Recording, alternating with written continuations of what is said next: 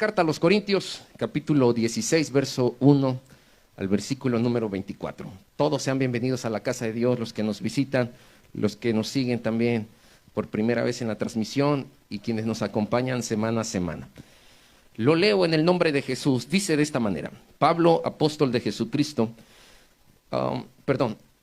dice: en cuanto a la ofrenda para los santos, haced vosotros también de la manera que ordené en las iglesias de Galacia. Cada primer día de la semana, cada uno de vosotros ponga aparte algo según haya prosperado, guardándolo para que cuando llegue no se recojan entonces ofrendas.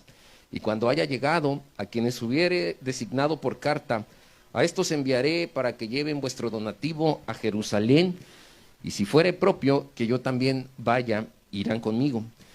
Iré a vosotros cuando haya pasado por Macedonia, pues por Macedonia tengo que pasar, y podrá ser que me quede con vosotros, o aún pase el invierno, para que vosotros me encaminéis a donde haya de ir. Pero no quiero veros ahora de paso, pues espero estar con vosotros algún tiempo, si el Señor lo permite. Pero estaré en Éfeso hasta Pentecostés, porque se me ha abierto puerta grande y eficaz, y muchos son los adversarios.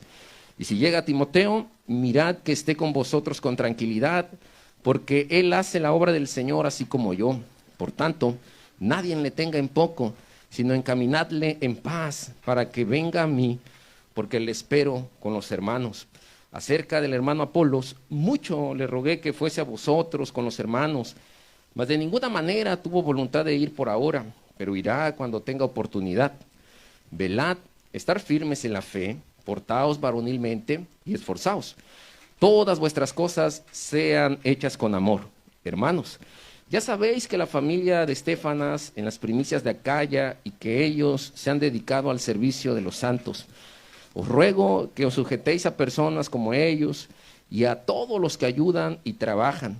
Me regocijo con la venida de Estéfanas, de Fortunato y de Acacio, pues ellos han suplido vuestra ausencia, porque confortaron mi espíritu y el vuestro. Reconoced pues a tales personas. Las iglesias de Asia os saludan, Aquila y Priscila, con la iglesia que está en su casa. Os saludan mucho en el Señor. Os saludan todos los hermanos. Saludaos los unos a los otros con un ósculo santo. Esto es un beso en la mejilla. Yo, Pablo, os escribo esta salutación de mi propia mano. El que no amare al Señor Jesucristo sea anatema. Esto es maldito. El Señor viene. La gracia del Señor Jesucristo esté con vosotros. Mi amor en Cristo Jesús esté con vosotros. Amén. Oremos a Dios. Señor, hemos venido este día para reconocer tu carácter, para entregar nuestra vida en adoración. Y hemos también, Señor, rendido nuestra vida en este santuario para que tú hables tu palabra, nos des tu dirección, tu consejo oportuno. Y te pido que uses, Señor, estas palabras que habrán de salir de este instrumento que está delante de ti, de la iglesia, para que tú seas glorificado. Pon las palabras exactas, dale la claridad, Espíritu Santo, y tú que eres el maestro de maestros, amado Dios, traigas la iluminación y el entendimiento a cada uno de nosotros, a tu iglesia. Te ruego que dirijas mis palabras y estas que no vengan, Señor, de ti sean silenciadas, sino solo quiero hablar tu palabra para bendición. En el nombre de Jesús, amén y amén. Muy bien, les invito a que estén cómodos por un momento, ocupen su lugar y que este día podamos todos participar de la palabra del Señor. Quiero iniciar con una abierta confesión, y lo digo de esta forma porque incluso quedará grabada, es pública, que siempre al predicar la palabra de Dios tengo un temor reverente, porque sé la responsabilidad que esto conlleva. Y también quiero decirles que ese temor se hace más profundo cuando tengo que hablar un mensaje a la congregación referente al dinero. Porque el dinero, si bien es necesario, el dinero es un bien que nos ayuda a intercambiar productos, servicios, y que lo requerimos para vivir, para poder suplir necesidades e incluso en algún momento para darnos pues algún pequeño lujo.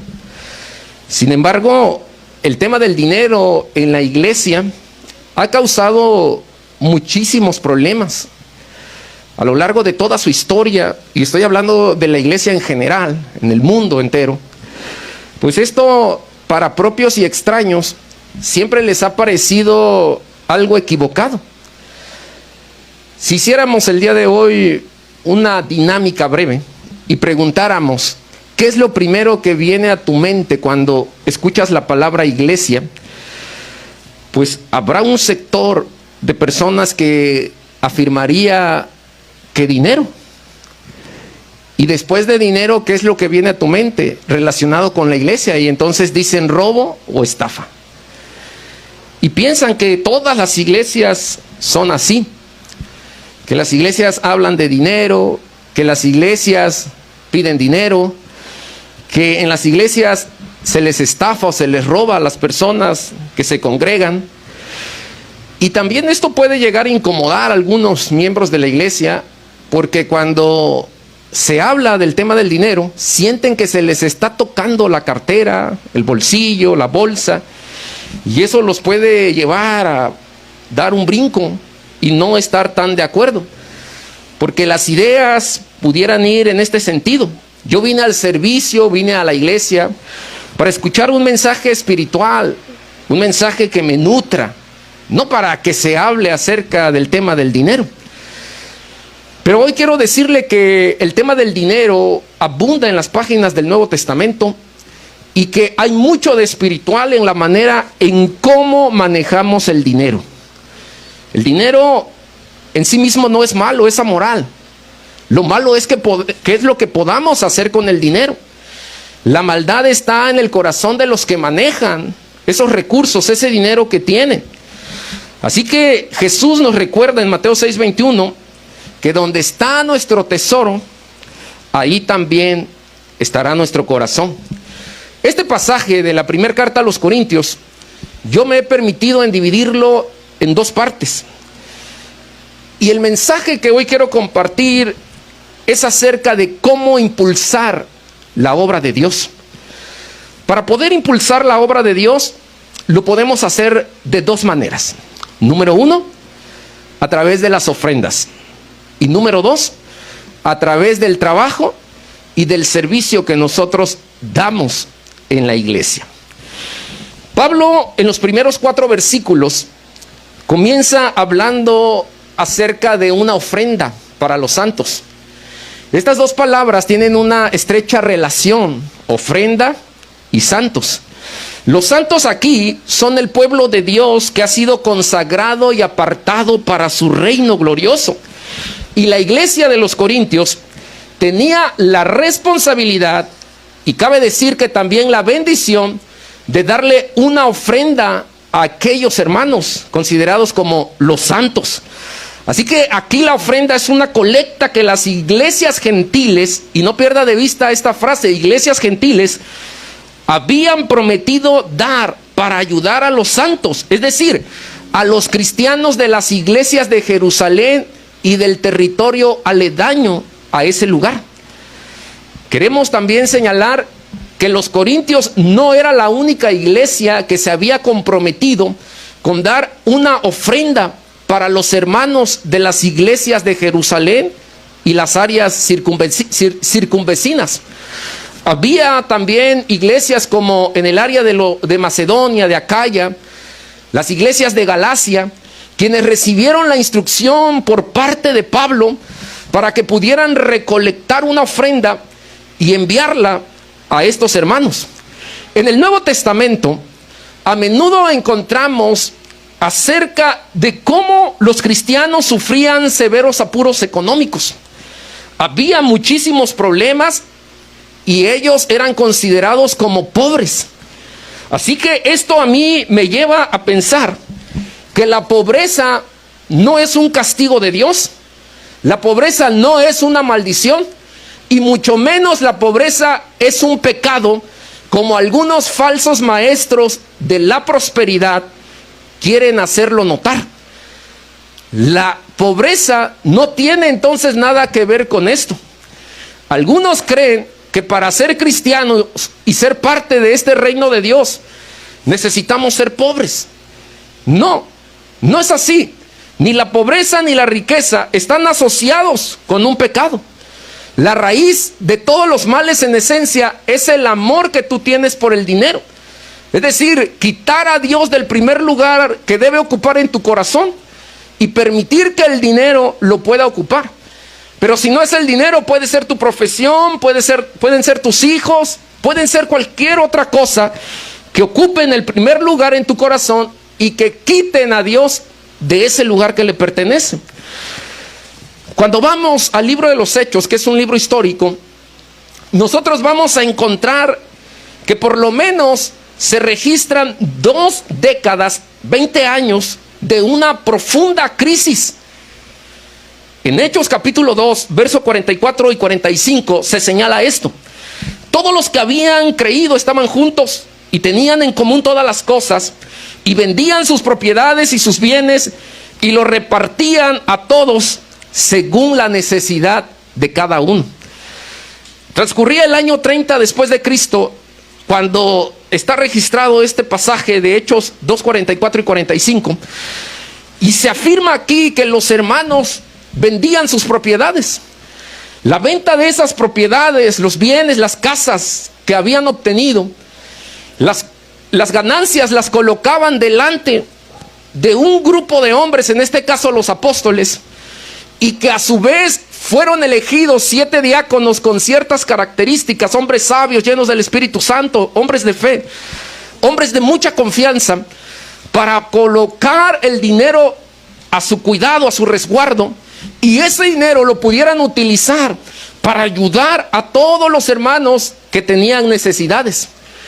A esto se le conoce como la comunidad de bienes que tenían. Vendían sus propiedades, el dinero lo ponían en manos de los apóstoles, después en manos de los diáconos, y ellos administraban el dinero y el dinero se distribuía.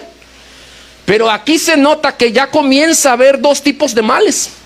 Por un lado, un matrimonio vende una propiedad, Ananías y Zafira, y engañan y caen muertos cuando mienten al Espíritu Santo, dice Pedro, y no a él. En el capítulo 6, verso 1, vemos también que había una queja porque se estaban distribuyendo los recursos económicos y les pareció a los griegos que había una injusticia en la distribución del dinero a sus viudas. Y es ahí en donde tuvieron que llegar al acuerdo de que un grupo de diáconos, un grupo de hombres con estas características, y que la principal de ellas es la fidelidad a Dios en la manera en cómo administran ese dinero, pudieran ellos distribuir y hacer llegar estos recursos. Así que lo que vemos aquí es que en un principio, de manera temporal, esto funcionó muy bien, trajo un alivio a la comunidad de hermanos, pero al paso del tiempo todos se empobrecieron y se paralizó el esfuerzo individual. Todos los hermanos vendieron sus propiedades y se compartían las cosas, pero al final esto los llevó a todos a estar en la misma condición y ya no había nada que vender y nadie podía entonces hacer nada por ellos mismos. Después la Biblia señala en Hechos capítulo 11, verso 27 al versículo 30, que un hombre llamado Gabo recibió un mensaje del Espíritu Santo y profetizó una palabra y dijo que vendría una gran hambre a toda la tierra habitada. En los días del emperador Claudio, esta palabra que Agabo profetizó se cumplió. Y en el año 40 entonces se presentó una terrible hambruna en todo el territorio. Desconocemos cuáles fueron las razones que originaron este terrible momento, esta crisis. Y la iglesia, los hermanos de Jerusalén, pues la estaban padeciendo. Quiero hacer notar entonces que ya eran 20 años hasta aquí, en donde la crisis económica, la situación financiera no era algo bueno. Después, la Biblia señala que esta hambruna pues movilizó a la iglesia. La iglesia no se quedó con los brazos cruzados y la iglesia mandó una ayuda, pues colectaron, hicieron una colecta y las demás iglesias apoyaron financieramente, y ese dinero que se recolectó lo colocaron en manos de hombres, y en este caso la comisión le fue entregada a Saulo y a Bernabé, según el versículo número 30. Esto me recuerda lo que Santiago nos enseña, de que una fe que no tiene acción, que no tiene obras, es una fe estéril, es una fe muerta, es una fe improductiva. La iglesia que tenía la posibilidad de ayudar a las iglesias de Jerusalén, las iglesias gentiles que lo podían hacer, no escatimaron, no cerraron su mano, sino al contrario de ello, organizaron un comité, organizaron un grupo, y todos aportaron una cantidad de dinero para poder ayudar a estos hermanos. La respuesta de la iglesia fue maravillosa, porque recaudaron dinero para enviar a los necesitados. Y Pablo, lo menciono porque él juega un papel importante en esta carta a los Corintios, fue uno de los hombres que llevó esa ayuda. Y viene a mi mente aquellos momentos de desastre natural que hemos tenido. El sismo, si no mal recuerdo, que nos sacudió en el 2017 y que Morelos tiene las marcas aún de ese desastre. Lo que pasó en Acapulco con Ingrid y Manuel, las inundaciones en Tabasco, los problemas que se han generado a lo largo de estos años y de años anteriores. Y la iglesia del Señor ha podido abrir su mano para bendecir a los necesitados. He tenido la bendición de sumarme a esos grupos que se han movilizado y que han ido directamente al corazón del problema para dejar despensas, medicamentos, ropa, ayuda. Si bien es cierto que las oraciones cuentan y son importantes y valen mucho, pero cuando damos y extendemos nuestra mano para bendecir y hacer manifestada esa buena bendición o ese buen deseo del corazón a través de algo práctico, la gente es también bendecida por nosotros. Después de esto, Pablo escribe la primera carta a los Corintios estando desde Éfeso. Ahí estaba en esa ciudad. Escribe esta carta aproximadamente en el año 55 después de Cristo. Y Pablo nos habla en este capítulo 16 entonces de una tercera crisis. Así que ya no son 20 años, son 30 años ya de una situación precaria entre la iglesia de Jerusalén, los hermanos. Así que el problema se fue extendiendo y se fue agravando al paso de los años. Y cuando digo problema, no quiero suavizar la realidad de lo que nos comunica el pasaje, porque lo que la iglesia de Jerusalén tenía era una miseria económica que no les alcanzaba ni siquiera para poder comer en un día. No podían comer y tenían que pasar días y semanas sin probar siquiera un solo alimento. Así que la ofrenda que los gentiles recaudan, pues es enviada a estas iglesias. La ofrenda de ellos es una ofrenda muy significativa, queridos hermanos, porque cuando Pablo los insta y les dice que tienen que ofrendar, en el versículo 1, la pregunta que ellos elaboran no es solamente la búsqueda de una información o una respuesta aislada. Lo que ellos están pretendiendo es una explicación de parte de Pablo y le están diciendo por qué tenemos que darle dinero a estas iglesias. Y Pablo entonces señala acá que ellos tenían la responsabilidad y al mismo tiempo la bendición de poder ayudar a los que tienen necesidad. La iglesia del Señor debe estar preparada para que en medio de las peores crisis pueda bendecir a los que más necesitan. La iglesia del Señor tiene que ser el vehículo de bendición, y esa bendición se tiene que cristalizar no solo en palabras buenas o en buenos deseos, sino que tenemos que aportar financieramente para ayudar a los que menos tienen. ¿Por qué es significativa esta ofrenda? Porque las iglesias de Jerusalén estaban compuestas de cristianos judíos. En cambio, la iglesia de los Corintios, la iglesia de Macedonia, de Acaya y de estas regiones de Galacia, estaba compuesta por cristianos gentiles. De manera despectiva, los hermanos, los cristianos judíos, llamaban a los cristianos gentiles como perros. Y de esa manera se referían a ellos. Entonces entendemos el por qué ellos cuestionan la ofrenda que tienen que enviar a estas iglesias que están en necesidad. Y en el versículo 3 aparece una palabra que se denomina donativo. Esta palabra donativo se traduce como gracia, bondad, regalo, misericordia. La Biblia señala que por gracia hemos recibido la salvación del Señor. Por gracia es que nosotros hemos recibido bendiciones espirituales y materiales de la mano de Él. Es un regalo que Él nos ha dado. Y lo que tenemos debemos ser conscientes que no nos pertenece, como afirma el Salmo 24:1. Todo le pertenece al Señor. Actuar de esta manera nos hace semejantes a la naturaleza de Cristo en el carácter de su generosidad. Este pueblo, aun cuando habían sido agraviados con estos conceptos despectivos y este tipo de palabrerías que dañan, ellos decidieron dar un donativo, un regalo. Ellos decidieron dar de gracia lo que de gracia habían recibido.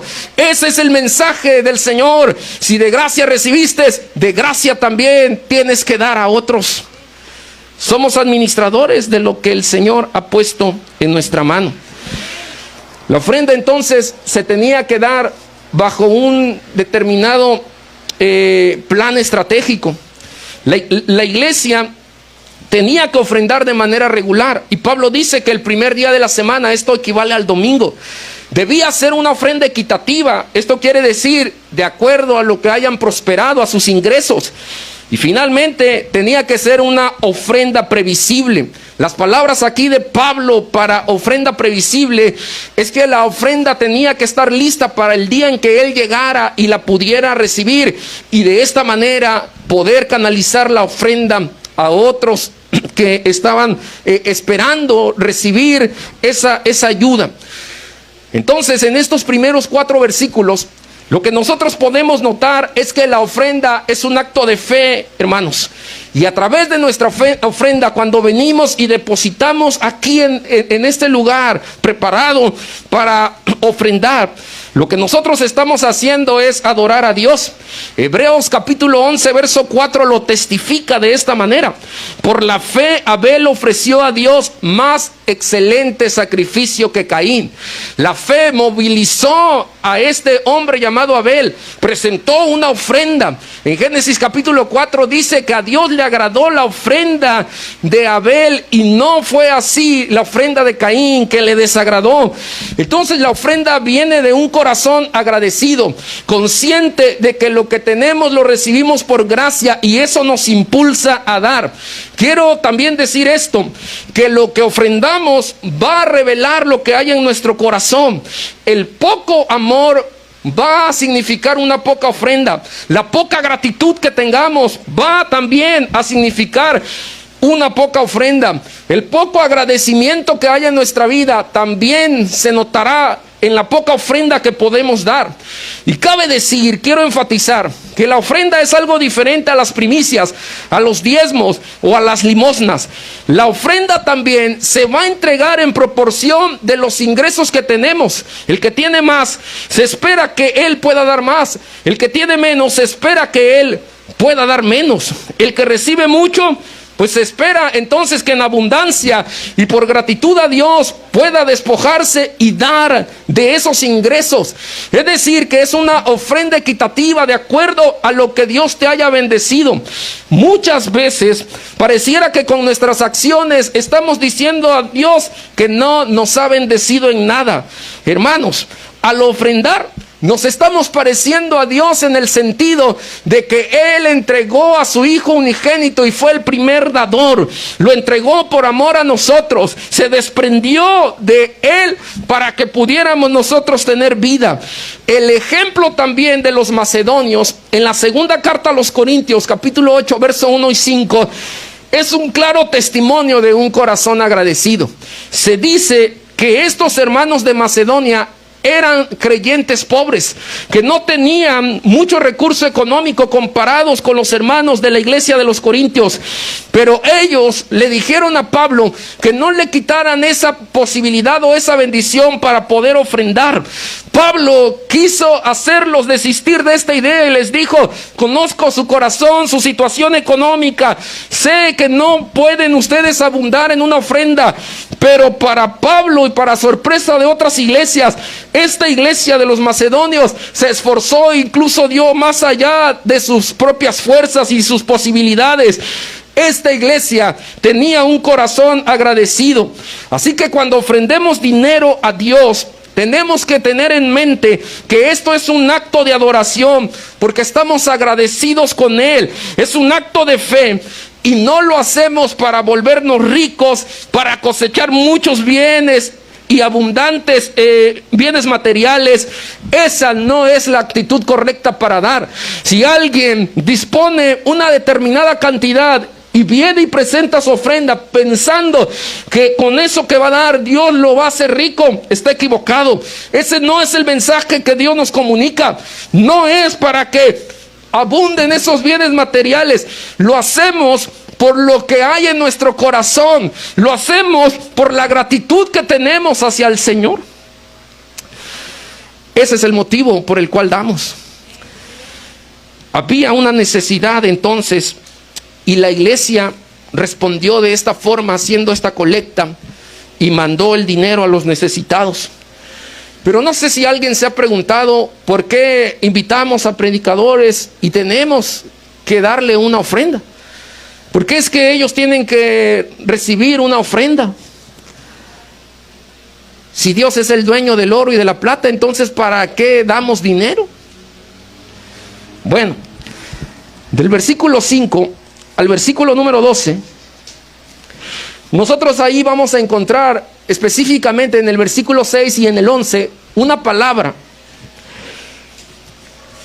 que se llama encaminar, o la palabra encaminar más bien. Y esta palabra encaminar puede tener dos posibles significados. Número uno, esta palabra puede significar que le vamos a dar el apoyo financiero a algún predicador que viene a la iglesia. Note usted, si quiere ir ahí al pasaje, 1 Corintios 16, verso 6.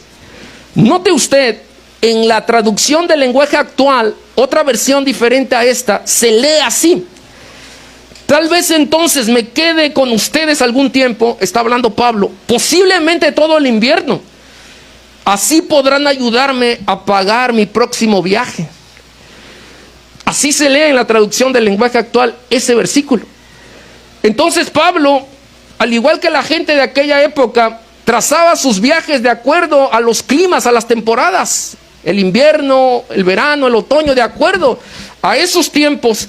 Es como se trazaban, organizaban los viajes. Y Pablo le está diciendo a la iglesia: ustedes me pueden encaminar. Y este es el primer significado que podemos encontrar aquí. Ustedes me pueden ayudar económicamente para suplir las necesidades que me va a generar este viaje.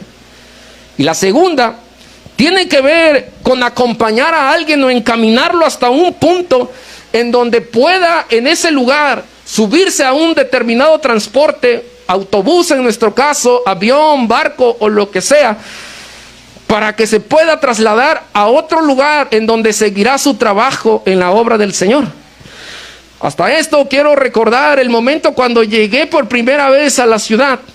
Prediqué y algunos de los hermanos que probablemente los comisionó la propia iglesia me llevaron a comer y después me trasladaron hasta el punto de los autobuses y finalmente yo pudiera trasladarme al lugar de donde venía. Y Pablo hace esta referencia hacia su propia persona, pero también les dice al joven Timoteo, al pastor: no lo vayan a menospreciar. Porque recordemos que había una división y varios líderes estaban posicionados en la iglesia de los Corintios. Y les dice entonces que lo puedan también encaminar a él. Porque al igual que Pablo, Timoteo estaban sirviendo en la obra del Señor. Es por eso que nosotros, cuando vienen predicadores a la iglesia, damos, ofrendamos para ellos, entregamos una ofrenda generosa, de acuerdo a la posibilidad de los ingresos que hemos recibido, y de esta manera podamos también encaminarlos, impulsarlos y ayudarlos en el trabajo que están desarrollando. Todo lo que se escribe en estos versos del 5 al 12 son planes de Pablo. Pero lo que yo quiero notar aquí es que Pablo pone al Señor en primer lugar y dice, si Dios lo permite, primero Dios, si Dios quiere. Como Santiago también lo afirma, hay que planear, pero hay que poner a Dios en primer lugar. Hay que decir, mañana iré al trabajo, mañana iré a la escuela, mañana iré a tal lugar, si es que Dios lo permite. El próximo domingo nos vemos, si es que Dios lo permite. El próximo día haremos tal o cual cosa. Nos vemos en la transmisión el miércoles, el viernes y el domingo, pero si Dios lo permite. Llegaremos al convivio del fin de año y ahí tendremos un lindo tiempo, si Dios lo permite. Y así Pablo está planeando aquí. Es lo que él está comunicándole a la iglesia. Una característica del Nuevo Testamento de los creyentes es que ellos eran hombres hospitalarios. Su generosidad estaba ahí como una marca distintiva. Para ellos era un motivo de gozo y de alegría poder ayudar a los hijos de Dios. Hermano, como naturaleza, los hombres lo que queremos es que nos den y no queremos nosotros dar. Pero Hechos 20:35 dice que es mejor dar que recibir. Note usted en Lucas 8:2-3 que Jesús hizo grandes maravillas y sanidades, y que las mujeres que habían recibido esas sanidades y estos milagros y estas manifestaciones de Dios le servían con sus bienes. Lucas 8:2-3 dice: y algunas mujeres que habían sido sanadas de espíritus malos, estaban endemoniadas y habían sido liberadas, y de enfermedades, María, que se llamaba Magdalena, de la que habían salido 7 demonios, Juana, mujer de Chuza, intendente de Herodes, y Susana, y otras muchas que ya no se mencionan aquí, le servían. ¿Cómo le servían? Con sus bienes, con lo que tenían, con lo material, con el recurso financiero, con el dinero. Quiero decirles que nos costó mucho comprar una impresora. Incluso tuvimos que ahorrar por un tiempo casi de un año. Y para poder adquirir este equipo, nosotros dijimos: Señor, este equipo es tuyo. Si se daña, tú sabes qué es lo que pueda pasar con él, y está en tus manos y te pertenece, y nosotros nos vamos a encargar de darle el cuidado respectivo, pero esto te pertenece a ti. Y entonces decidimos poner no solo este bien material, sino todo lo que Dios nos ha dado. A Dios lo podemos entonces servir incluso con nuestros bienes, con el dinero que tenemos, de una manera monetaria, claro que sí. Y aunque haya algunos que digan y sean detractores de que esto no debería ser, fue el mismo Dios quien estableció un sistema de esta naturaleza para que la iglesia del Señor siga siendo impulsada, para que el trabajo en la obra de Dios no se detenga. Me da tristeza, hermanos, pero quiero afirmarlo con toda honestidad, que muchos ministerios, hombres y mujeres de Dios, se han detenido por falta de impulso económico. Hay muchas obras que se han detenido porque no tienen el recurso, no tienen el dinero necesario para seguir siendo impulsadas. Hay muchos misioneros que, estando allá en lugares peligrosos, en el Medio Oriente, arriesgando su vida, tienen que regresar porque ya no tienen la solvencia económica, no hay el apoyo económico para poder ayudarles. Entonces, lo que podemos entender de esto es lo siguiente: querida iglesia, necesitamos colaborar para que los siervos de Dios cumplan su servicio. Se debe de tener la disposición de sustentar a los siervos, a los pastores, para que ellos puedan ministrar en la iglesia. Este sistema está establecido en el Antiguo Testamento. En Deuteronomio capítulo 18 se habla de que había una tribu, era la tribu de Leví, la que ellos no tenían propiedades, no había nada de territorio para ellos, pero las 11 restantes tribus tenían que contribuir financieramente para el trabajo de estos sacerdotes, estos levitas que ministraban la iglesia, el templo del Señor. Así que aquí Pablo lo está enfatizando esto. Se debe de tener un valor a todos los siervos del Señor. Cuando a mí me han preguntado, ¿y usted no trabaja? Le digo, no, yo soy pastor.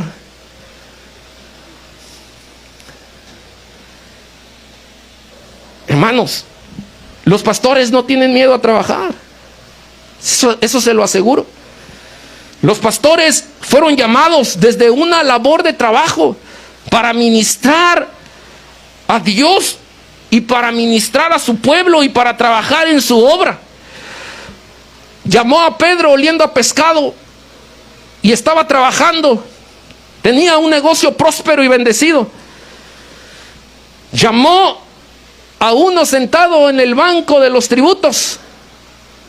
Y aunque era un trabajo mal visto en aquellos días, finalmente era un trabajo.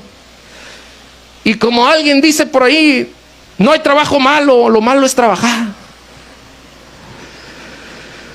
No hay un trabajo malo mientras sea un trabajo honesto. Conozco a muchos hombres que Dios los ha sacado de negocios, empresas o de sus oficios o sus profesiones y los ha insertado al servicio de la obra.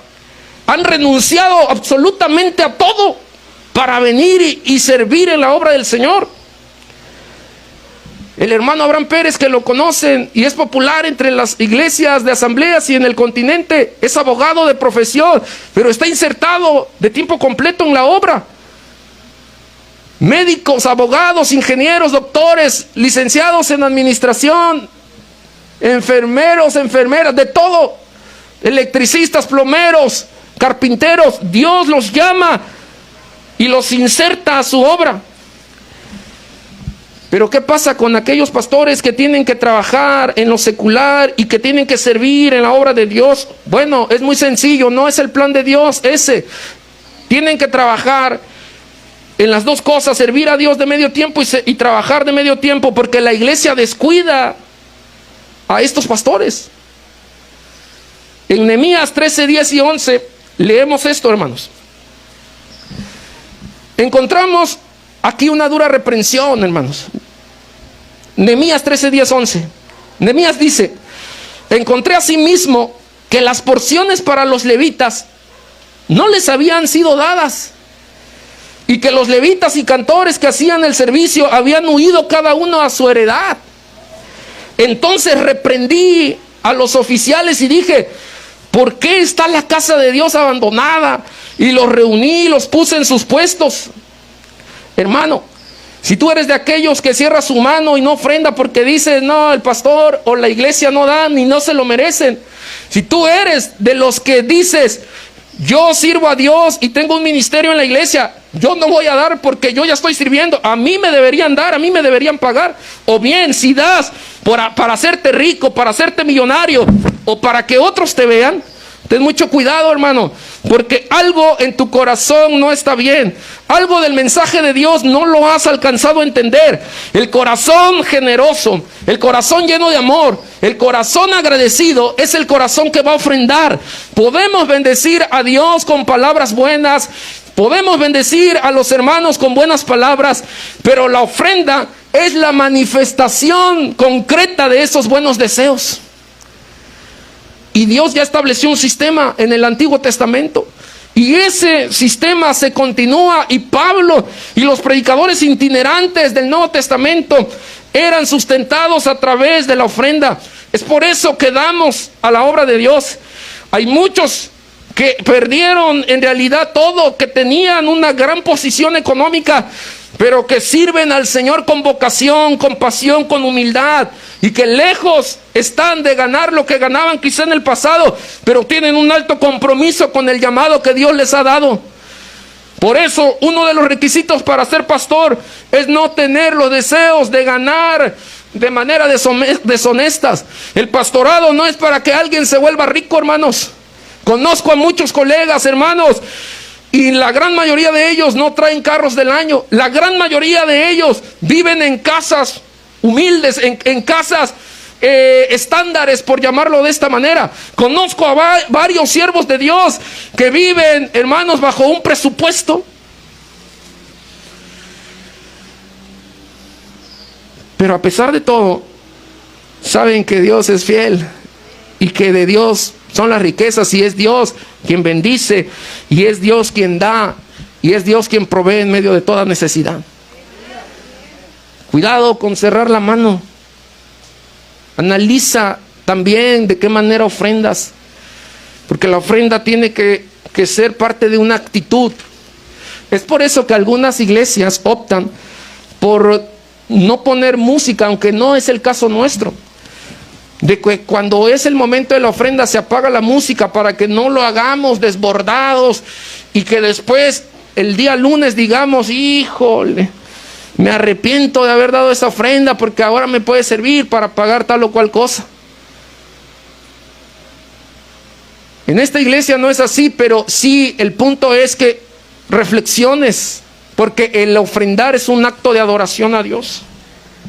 Finalmente, del versículo 13 y 24, ¿cómo puedo impulsar la obra de Dios? Bueno, dijimos con la ofrenda, ayudando a los necesitados, ayudando también a los pastores, a la gente que sirve en la iglesia local, pero hay otra manera de impulsar, y es con el trabajo y el servicio. Pablo menciona que tenemos dones. Usted puede servir, hermano, en la obra de Dios, y hay 5 ingredientes que él señala del versículo 13 al versículo 14, 5 ingredientes para tener un trabajo efectivo. Primero, velad, es que estemos despiertos espiritualmente. Verso 13, hay que estar despiertos para servir a Dios. Y luego, esperando firmes en la fe, no teniendo como base la filosofía humana, las genealogías, todas estas mentiras que se pueden infiltrar en la iglesia, sino que debemos nosotros tener el impulso de la fe, la fuerza de la fe. Y luego dice, portaos varonilmente, es decir, con madurez y no como niños. La iglesia de los Corintios se estaba dejando llevar por las filosofías humanas y también era una iglesia inmadura. Y Pablo les dice, no, necesitan portarse varonilmente. También esta frase nos da la idea de que lo tienen que hacer con valentía. Es como si estuvieran en una guerra. De cierto modo, Pablo también señala en Efesios 6 que tenemos una guerra espiritual y hay que tener valentía y esfuerzo para hacer frente a esta guerra en medio de las pruebas que nos sobrevienen. Y luego señala que tenemos que cubrir todo esto y hacer todas las cosas con amor, no perdiendo la pasión por Dios y por su obra. Es el amor, el sacrificio que vamos nosotros a mostrar en la vida de los demás. Hacer las cosas con amor es desatendernos en algún momento incluso de nuestras propias necesidades para ayudar a otros que puedan ser impulsados por nuestra mano generosa. Mire, el lema de las misiones es el siguiente: las misiones se hacen con las rodillas de los que oran, las misiones se hacen con los pies de los que van, las misiones se hacen con las manos de los que dan dinero, dan ofrenda. Y las misiones se hacen con las iglesias que envían a esos misioneros para ayudarlos, para sostenerlos. Hasta aquí puedo traer a mi mente esto, que a donde nuestros pasos no pueden llegar, nuestros pesos sí pudieran llegar. No estoy hablando de una teología absurda, hereje, incluso una teología incipiente y una teología miserable como lo es la enseñanza de la prosperidad. Estoy hablando de que dar es parte de algo bíblico, que la Biblia señala que hay que dar, que hay que ofrendar de acuerdo a los ingresos y como cada uno propone en su corazón. Si somos gente agradecida con el Señor, habremos de dar. Si decimos amar a Dios, a su obra, amar a los demás, vamos a dar. Dios no es injusto para decirte entrégalo todo. No, de acuerdo, es equitativo, es justicia. De acuerdo a lo que tú das, a lo que tú recibes, tus ingresos, es lo que tú vas a determinar cuánto vas a dar. Si bien hay momentos en donde pedimos tal vez apoyos, cooperaciones, cantidades, pero la ofrenda es algo voluntario, algo que se da sin una cantidad específica. Finalmente, hermanos, trabaja, sirve, no cierres tu mano para dar. Escucha esto, podemos estar bien en otras áreas, pero si fallamos en esta de dar, nos quedamos cortos. No puedes vivir la vida cristiana como Dios quiere sin ser generoso y sin trabajar en su obra. Necesitamos activarnos, levantarnos, hacer algo para Dios. La próxima vez que vengas y ofrendes aquí, detente un momento Reflexiona en lo que vas a hacer. A través de la ofrenda, a través del servicio y a través del trabajo que ofreces al Señor, es como la obra es impulsada. Ofrendar es un privilegio, y es un privilegio que está abierto para ricos y pobres. Los macedonios nos los enseñan en la segunda carta a los Corintios 8:1-5. Tú y yo impulsemos esta obra, hermanos. Tú y yo somos los que tenemos que impulsar la obra, porque al impulsar la obra de esta manera, Dios también es glorificado. Glorifiquemos a Dios, no solo con palabras de buenos deseos hacia otros y hacia esta iglesia. Glorifiquemos a Dios también con lo que podamos entregar de acuerdo a nuestra posibilidad, y decir y afirmar: de lo recibido, Señor, de tu mano, es que te damos, Señor, para tu obra. No se fije si otros dan o no dan.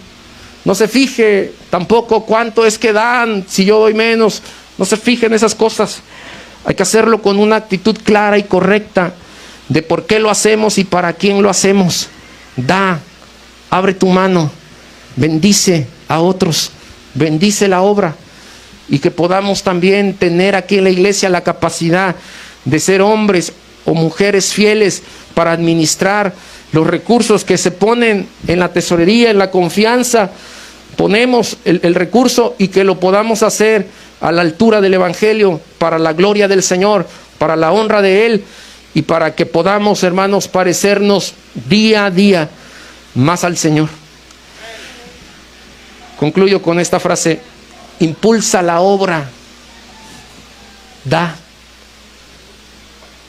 Impulsa, da, sirve, trabaja. Porque de esa manera es como vamos a construir este sueño, este proyecto de la iglesia, hermanos. ¿Me ayudas, por favor? Un día escuché a un predicador decir: yo pago para predicar. Ah, caray. Y explicó que a veces iba a la gasolinera y le decía al de la gasolinera: hey, ven. Y le daba un billete de 50 o de 100 pesos.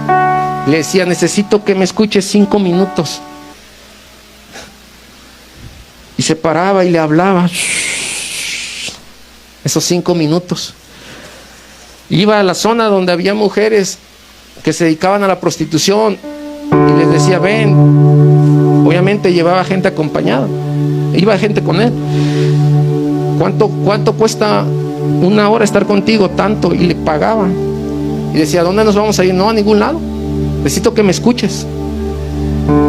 Y le predicaba. Un día recuerdo que la hermana Shula, que vino acá, que es predicadora itinerante en varios lugares, fuimos a comer al restaurante del Arroyo y estábamos comiendo, y yo pensé que era un apasionado en el evangelismo, y ese día descubrí que no. Y llegó un muchacho, estudiante de medicina, con el cabello largo, y venía con otro, y empezó a tocar su guitarra y unas rolas, como dicen los chavos, y toda la gente estaba ahí, y la gente pues te estaba escuchando, y yo estaba almorzando fruta, café, té, Coca-Cola. Ay, hermanos, estaba almorzando bien rico: pollo, calabazas, le metí verde, rojo, amarillo, le metí de todo ese día.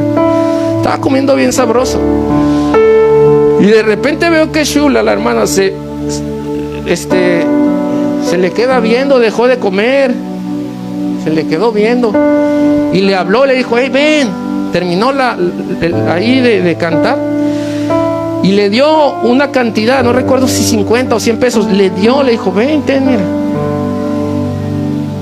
Y él agradeció y le dijo: oye, ¿me prestas tu guitarra? Porque yo también sé tocar. Sí, vale. Y le da la guitarra, y se sube a una silla. Entonces eso le dio altura, y se pone a cantar ahí, y el restaurante estaba lleno, hermanos, lleno, y se pone a cantar. Yo me le quedé viendo, pero seguí comiendo. Yo la vi, yo seguí comiendo, y estaba ella cantando y yo la estaba mirando. Y termina 2 canciones y le dice: Sofi, súbete. Y se sube Sofi y empieza a predicarle a la gente ahí. Le empieza a decir: yo era esto, yo era aquello, yo era esto y acá, y Dios me salvó. Y empieza a predicarle. Y yo seguía comiendo. Estaba ahí viendo, yo seguía comiendo, hermanos, y tomando así mi jugo, mi refresco, las 2 cosas, y estaba yo viendo. No, y de repente volteó a ver a la izquierda, hermanos, y había una señora en una mesa, 2 mesas eran, como 8 sillas, y ella sola estaba llorando, y yo la volteo a ver. Y me dijo Chula, y me dijo: Sofi, vamos, pastor, ¿sí? Y fuimos. Y resulta que venía de paso y le habían diagnosticado cáncer terminal.